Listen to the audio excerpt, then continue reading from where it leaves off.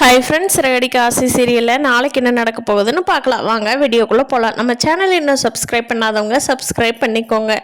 முத்து வெளியில் போயிட்டு வந்தவர், நான் கண்டுபிடிச்சிட்டேன், மீனா ஏன் இவ்வளோ சோகமாக இருக்காங்கிறத கண்டுபிடிச்சிட்டேன் அப்படின்னு சொல்லிட்டு வர்றாரு. மீனாவும் ரோஹிணியும் மாற்றி மாற்றி பார்த்துக்கிறாங்க. ரோஹிணி மீனா சொல்லிட்டாங்களோ முத்துக்கிட்ட அப்படின்னு பார்க்குறாங்க. மீனா நம்ம யார்கிட்டையுமே சொல்லலையே, இவருக்கு எப்படி தெரிஞ்சது அப்படின்னு பார்க்குறாங்க.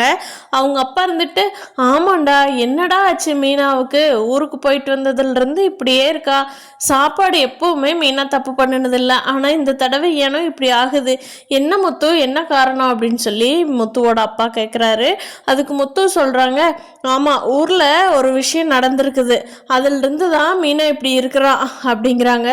மீனாவுக்கு அதிர்ச்சி மேலே அதிர்ச்சியாக இருக்குது. ஐயோ இவர் எப்படி கண்டுபிடிச்சாரு அப்படின்னு சொல்லி ரோஹிணிக்கு அதுக்கு மேலே பதட்டம்.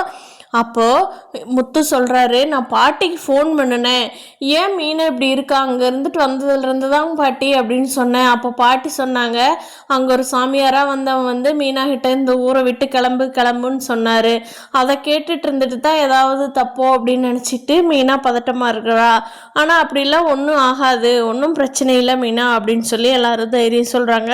இதை கேட்ட ரோஹிணிக்கு, அப்பாடா இவர் கண்டுபிடிக்கல, முத்து வந்த ஸ்பீடை பார்த்தா நம்ம என்னமோ ஏதோ நினைச்சோம் அப்படின்னு சொல்லி சமாதானம் ஆகிறாங்க ரோஹிணி. கண்டிப்பா மீனாவுக்கும் ரோஹிணிக்கும் நடக்கிற விஷயம் கூடிய சீக்கிரம் யாரோ ஒருத்தர்னால வீட்டுக்கு எல்லாத்துக்கும் உண்மை தெரிய வரப்போகுது.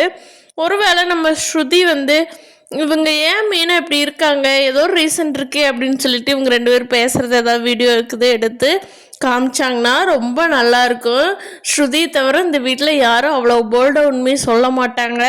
பார்க்கலாம் ஃப்ரெண்ட்ஸ், என்ன நடக்க போகுது அப்படிங்கிறத. சீக்கிரமாக ரோஹிணி இந்த வீட்டில் மாட்டணும்னு நினைக்கிறவங்க நம்ம வீடியோவை லைக் பண்ணிக்கோங்க. நீங்கள் என்ன நினைக்கிறீங்கன்னு கீழே கமெண்ட் பண்ணுங்கள். தேங்க்யூ.